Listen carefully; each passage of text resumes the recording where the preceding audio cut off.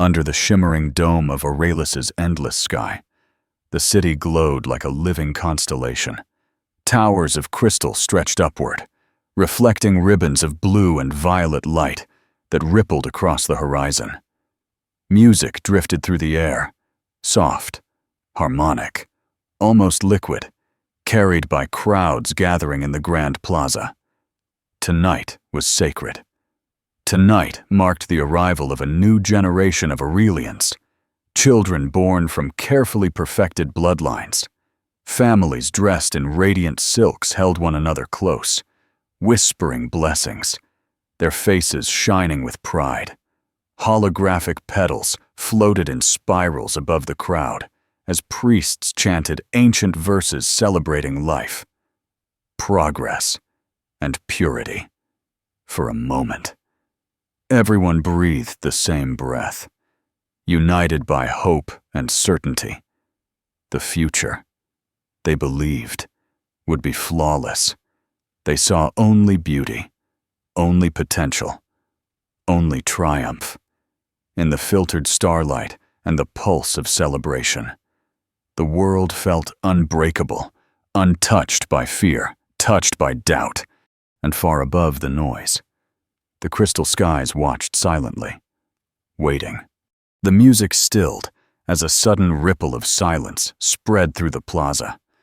High above the crowd, a luminous platform unfolded, revealing robed officials of the Aurelian tribunal. Their expressions, once serene, had hardened. A single nurse stepped forward, cradling a newborn wrapped in silver cloth. Gasps echoed as the child's dim skin shimmered a shade duller than the others, a sign no one could ignore. Whispers turned sharp, fearful, accusing. The High Chancellor's voice rang out, cold and measured, declaring the infant genetically flawed, a deviation from perfection. Faces twisted with disbelief and discomfort. This night was meant for glory, not shame, as the tribunal pronounced the child unfit to remain among them. Mothers clutched their own babies closer. The celebration's warmth faded, replaced by dread. In that moment, beneath blinding lights and countless eyes, the child was not seen as living, only lacking, an error to be erased. Beneath the jeweled towers and fading echoes of celebration, a procession moved quietly through narrow corridors leading to the city's outskirts. No crowds followed now, only a few silent attendants carrying the rejected child. The wind outside the city walls was sharp, humming against abandoned stone terraces that overlooked the wastelands below. Without ceremony, the infant was placed upon a slab of smooth crystal, wrapped only in thin cloth. The attendants stepped back, eyes averted, as if shame itself might stain them. The final decree was spoken in a whisper. The child was to be forgotten. Moments later, footsteps retreated, leaving only the hush of night. The newborn's faint cry trembled through the darkness, swallowed quickly by the vast, uncaring expanse, the bright planet of Aurelis, so proud and perfect, turned its face away.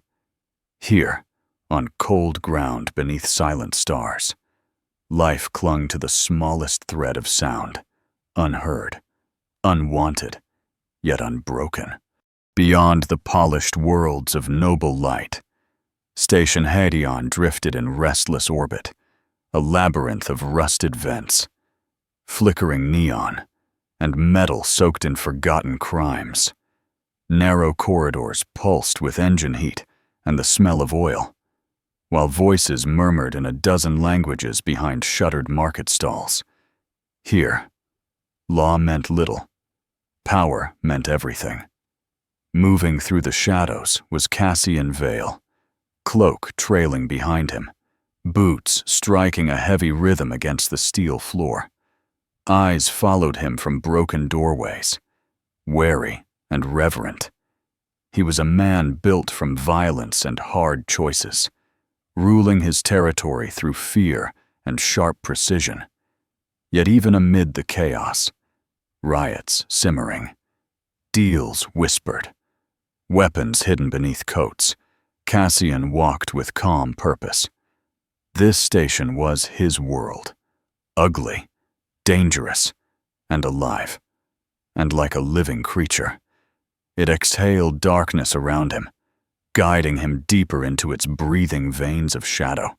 As Cassian turned down a deserted service corridor, the usual thrum of machinery dimmed beneath a faint, trembling sound. He paused mid-stride, brow tightening. There it was again, softer than a whisper, brittle as glass, a cry. No child ever lived on Hadeon, not by choice. Instinct urged him to ignore it, but something deeper pulled him forward. The shadows thickened, the air cooling as he approached a cluster of refuse containers stacked haphazardly along the wall.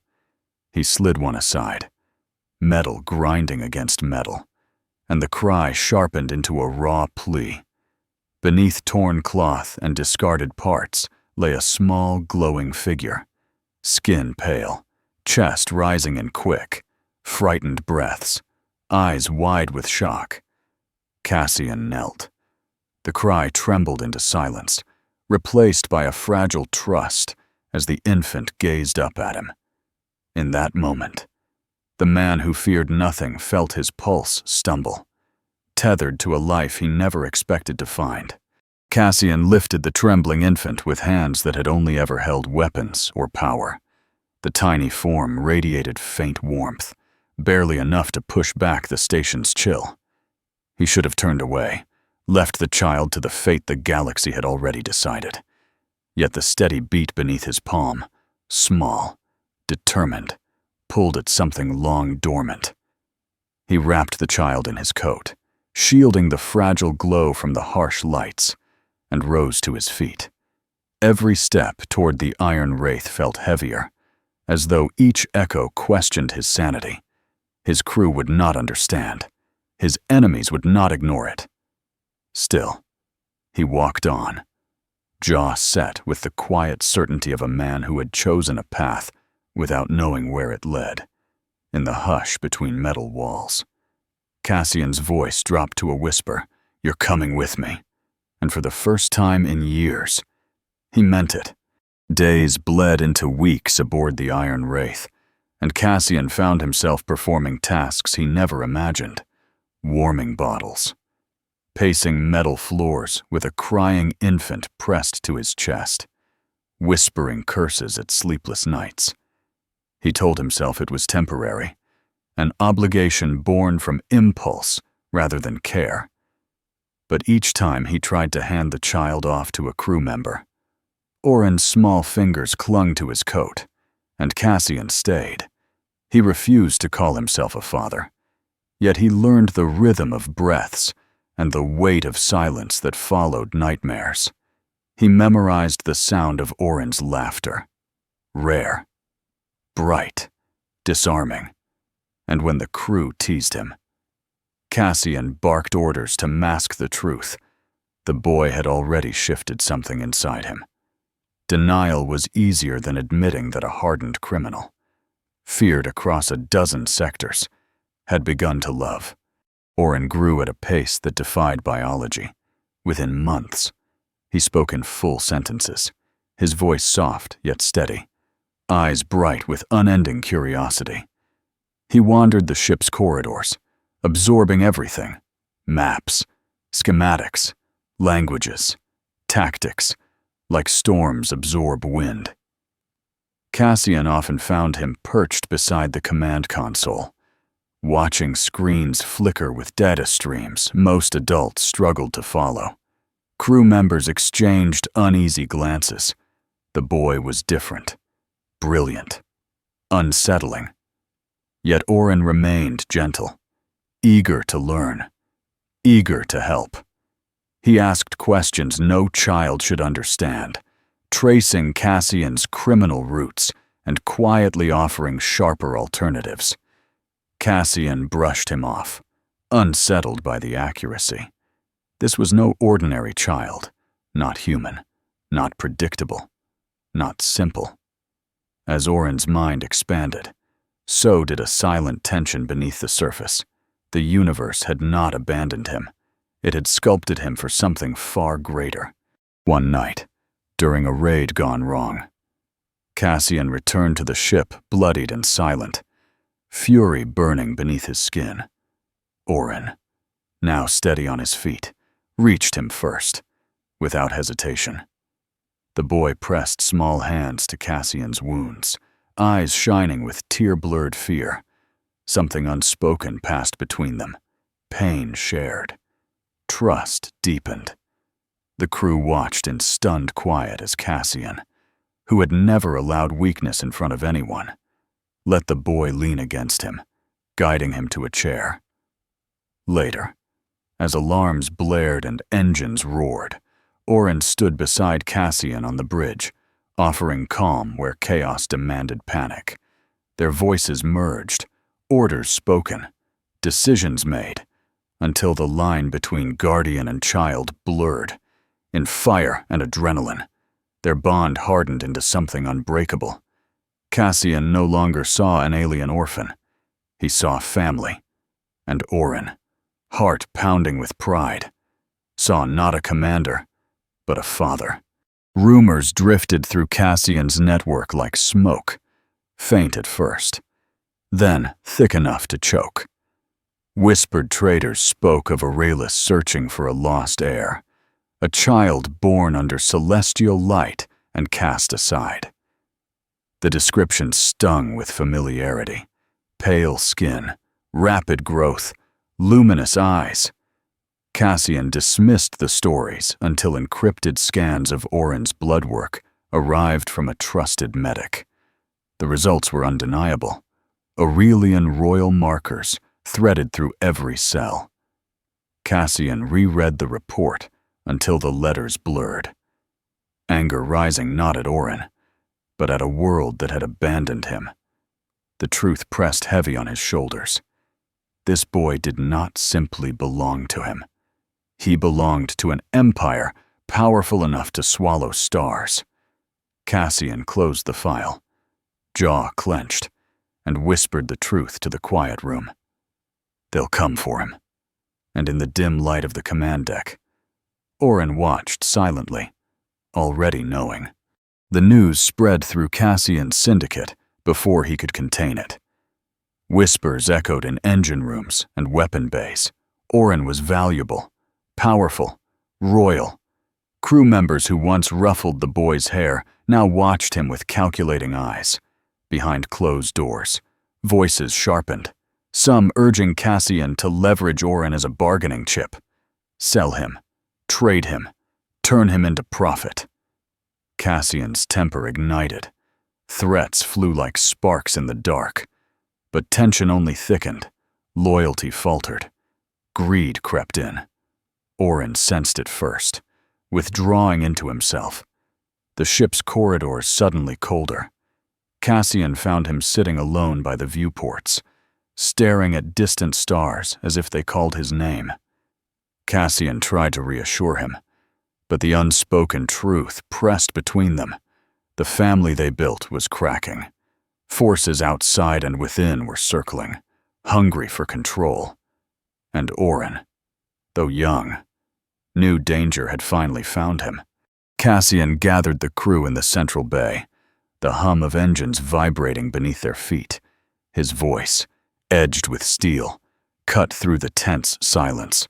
Orin was not to be traded, threatened, or treated as currency. Anyone who disagreed could leave or be removed. Eyes flickered with resentment and fear, but no one moved. When the crowd dispersed, Cassian found Orin waiting near the docking ramp, shoulders tense, gaze lowered. The boy whispered that he didn't want to be the cause of division, didn't want Cassian hurt because of him. Cassian knelt, placing a firm hand on his shoulder. "You're not a prize," he said, tone fierce. "You're my son." The words hung heavy, achingly real. Orin's breath shuddered with relief, though shadows lingered. As Cassian rose, resolve hardened in his eyes. He would protect the boy from enemies outside, and from ambition within, even if it cost him everything. Night settled over the iron wraith like a slow-closing fist, shadows stretching across bulkheads as the crew slept. Somewhere within the metallic quiet, a hatch slid open without a sound. A figure draped in matte black armor moved with the precision of a blade, breath controlled. Footsteps feather light. Security sensors blinked once, then died, overridden by foreign code. The assassin glided through dim corridors, drawn by the faint pulse of Orin's presence in his small quarters. Orin slept curled beneath Cassian's old coat, unaware of danger inches away. The intruder raised a slender weapon, its tip glowing with lethal intent. But the soft whisper of a footstep behind him froze the moment. Cassian, half-dressed and armed with instinct, lunged. Metal clashed, sparks burst, alarm screamed awake.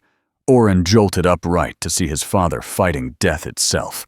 In the chaos, innocence shattered, proof that the galaxy would not let him hide forever. Alarms wailed as Cassian slammed the intruder against the wall, but the assassin twisted free with inhuman speed. Orin scrambled from his bunk, heart pounding, instinct guiding him toward the corridor. Cassian shouted for him to run, voice ragged with urgency. The boy hesitated only a second before sprinting toward the engine decks, boots echoing through steel passageways. The assassin gave chase, gliding like a shadow, weapon humming at his side.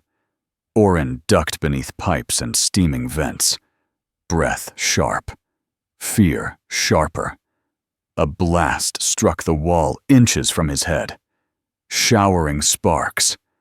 Ahead, Cassian appeared, blood streaking his jaw, pulling Orin into a maintenance shaft just as the assassin fired again. The hatch sealed, locking them in darkness. Both listened to footsteps fade, but the terror lingered heavy. They had survived by seconds, by instinct, by luck. No guarantee it would be enough next time.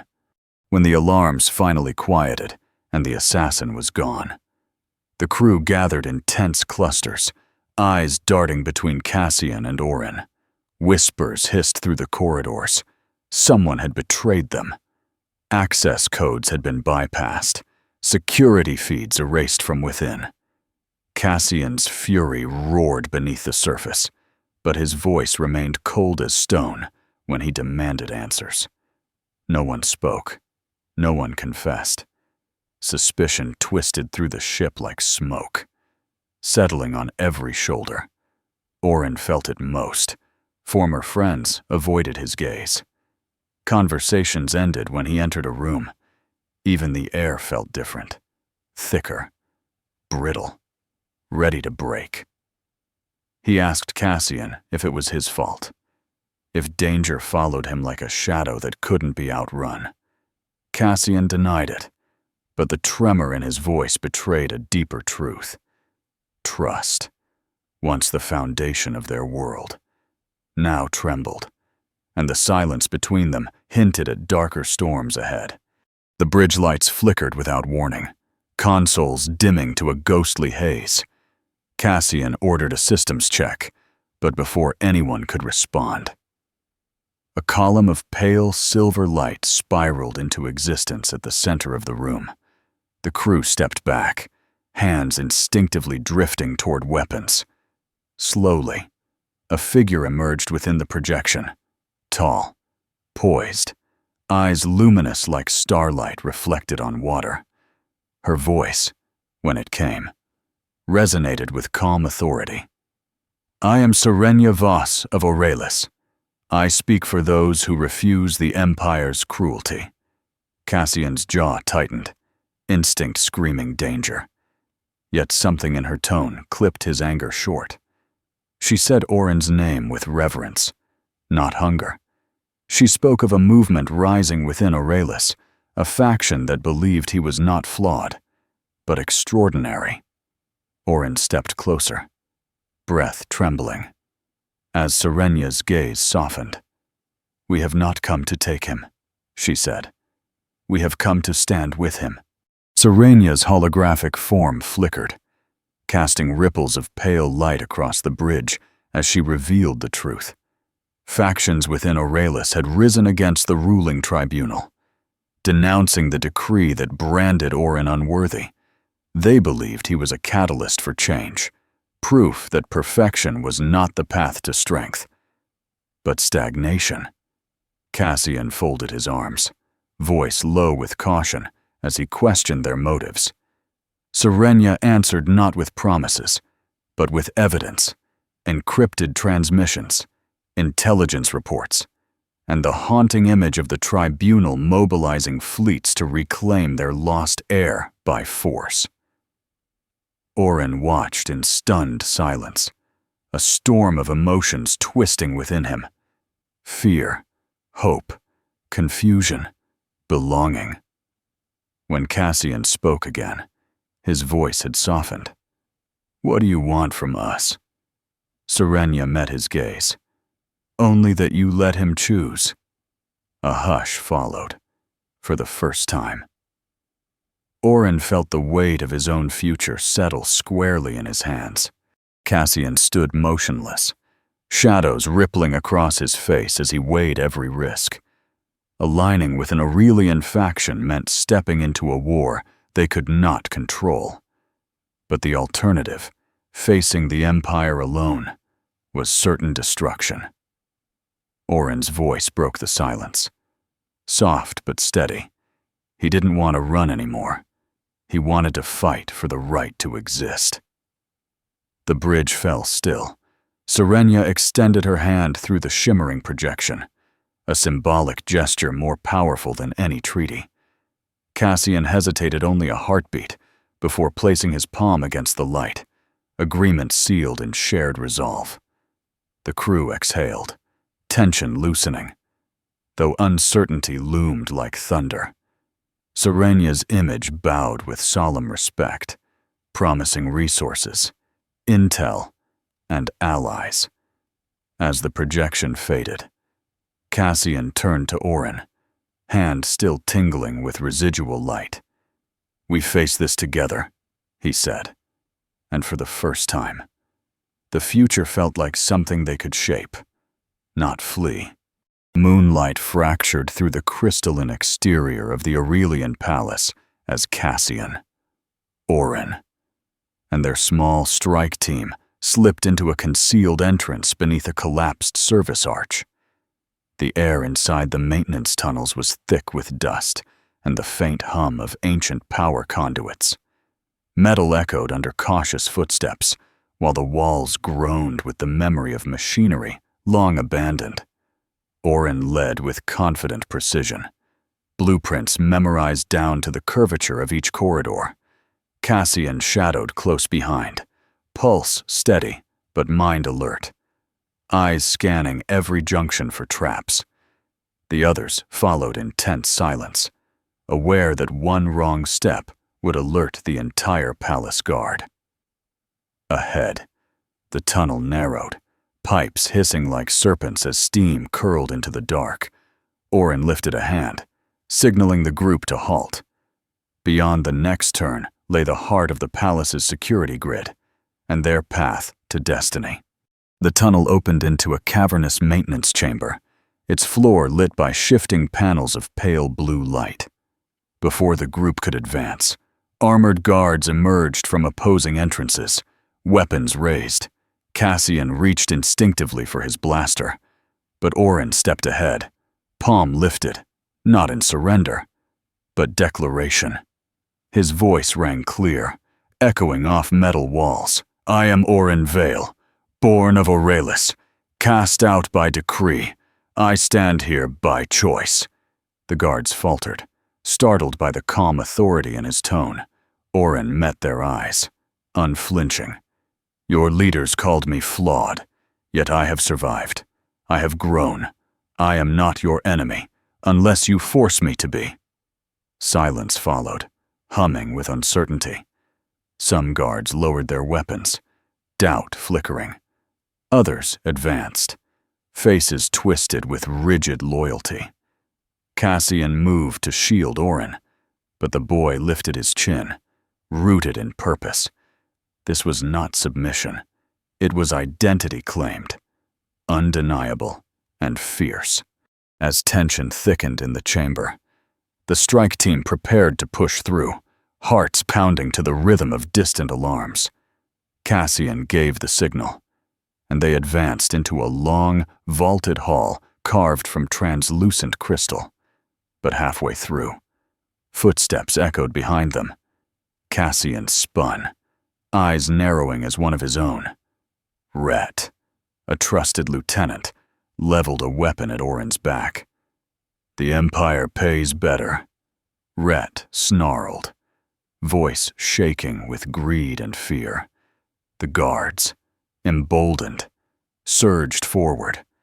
Cassian lunged at Rhett, fury igniting like wildfire, their weapons clashing as sparks rained across the hall. Orin darted aside as laser fire scorched the walls, the air filled with shouts and recoil. Betrayal stung deeper than any blade. Rhett had known Orin since his earliest days aboard the ship.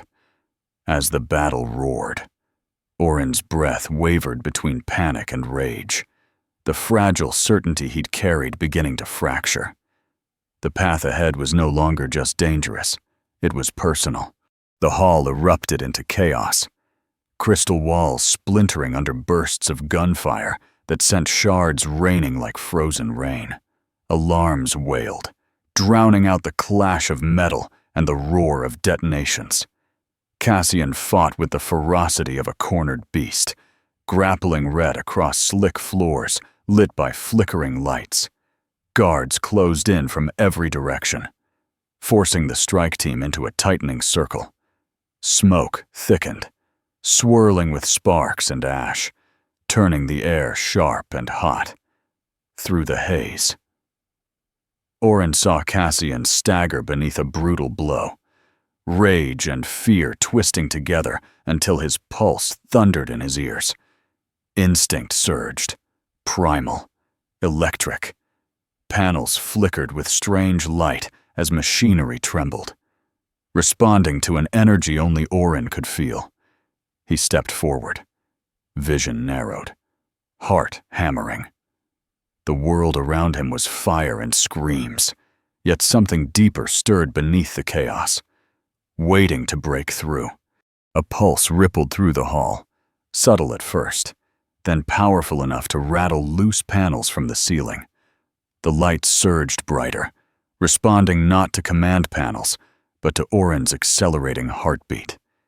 He stood motionless, eyes wide, as streams of data and circuitry unfolded across his mind like ancient language rediscovered. Machines around him trembled, consoles activating, drones reawakening, dormant systems humming to life. A guard fired at him, but the shot dissolved against a sudden barrier of shimmering energy emitted from a hovering drone he hadn't touched. Gasps filled the room. Cassian, breathless and bloodied, stared in wonder as Orin lifted his hand and the palace's defense network shifted in perfect synchronization. Orin wasn't controlling the technology. He was part of it, woven into its core. The fear that once chained him broke. His voice rang clear. I know who I am now. In that instant, the tide turned. Systems across the hall surged under Orin's command. Drones swept into formation. Shields flared to life, and targeting arrays locked onto hostile guards with unnerving precision. Laser fire ricocheted harmlessly as Orin redirected energy shields and sealed exits behind fleeing combatants. Cassian and the strike team pressed forward, momentum swinging wildly in their favor. Rhett, breath ragged, stumbled back in disbelief as every weapon he raised was disabled mid-strike, snatched away by magnetic force. The guards who moments ago had cornered them now surrendered under the crushing weight of inevitability. Smoke thinned, replaced by the hiss of cooling metal and the echo of silence reclaiming the hall. Orin's gaze swept the chamber, heart pounding with a strange blend of relief and clarity. Fate had tried to erase him, to shape him into nothing. Instead, he had reshaped the battlefield. Cassian caught his eye, awe softening into pride. Against every prophecy, they had won. The hall's doors slid open, revealing members of the Aurelian High Council stepping cautiously into the aftermath. Their eyes widened at the sight, guards subdued, systems humming under Orin's control, the air still threaded with the glow of shifting drones. Murmurs rose like wind through leaves, disbelief, reverence, fear. Elders exchanged glances heavy with centuries of tradition cracking under the weight of this moment. One leaned closer to another, voice trembling. "He commands the palace itself," another whispered. "The prophecy was not error. It was warning we misread." Orin stood tall, chest rising steadily, luminous markings faintly pulsing along his skin. Cassian rested a hand on his shoulder, steadying without claiming. The council approached as though nearing a living miracle, for the first time since his birth. Orin did not see rejection in their eyes. He saw possibility, vast, unfamiliar, and fragile as starlight. Holographic projectors flickered to life around the hall, casting Orin's image and voice across Aurelis and beyond, to distant outposts and hidden rebel channels. The palace lights dimmed as the boy stepped forward, Cassian at his side. The council gathered behind, his voice carried across worlds, calm and resonant. "I was cast out because I was different," he began, gaze sweeping the spectral audience. "But difference is not weakness, it is evolution." Gasps rippled through the chamber. Orin spoke not as a child, nor as a ruler demanded, but as someone who had lived survival from both sides of the galaxy. Aurelis sought perfection and found fear. Cassian's world taught me strength without cruelty. Together, we can become more than either alone. Cassian watched with quiet pride as Orin's words bridged centuries of division, across thousands of stars. Silence lingered, waiting to become history. The chamber held its breath as Orin finished speaking, his final words echoing through crystal arches like a promise etched into stone. An elder stepped forward, placing a hand to his heart, then slowly knelt. One by one, others followed, council members, former guards, rebels emerging from concealment, until the room bowed in unified respect. Cassian stood apart, watching the impossible unfold. The child he rescued from refuse now embraced as the rightful heir to a world that once abandoned him. Orin's eyes shimmered with emotion he barely understood as the elder spoke. Voice trembling yet sure. "Aurelis accepts you, not as perfection, but as truth." The words settled like light against Orin's skin. He turned to Cassian, smile breaking through exhaustion. Another truth sparked between them, royalty or not, destiny or not. Their bond was chosen, unshakable. And at last, Orin was not alone. Aurelis glimmered beneath a new dawn, its skyline reflecting softer hues as reconstruction crews dismantled outdated systems and opened long-sealed corridors. Side by side, human engineers from Cassian's crew worked with Aurelian architects, sparks flying from shared tools, laughter echoing in place of suspicion. Trade routes once closed by fear began to bloom with commerce. ferrying goods, ideas, and stories between worlds that had never spoken before. Orin walked the palace terraces overlooking the city, heart swelling as hovercrafts drifted overhead, carrying children from distant colonies to visit a world that had once denied even its own. Cassian leaned beside him, arms crossed, expression half proud, half wary. "Never thought I'd see Aurelian smile," he muttered. Orin's grin widened as sunlight caught on the crystal spires below. Two planets, once divided by judgment and distance, now shaped a future neither could have imagined alone.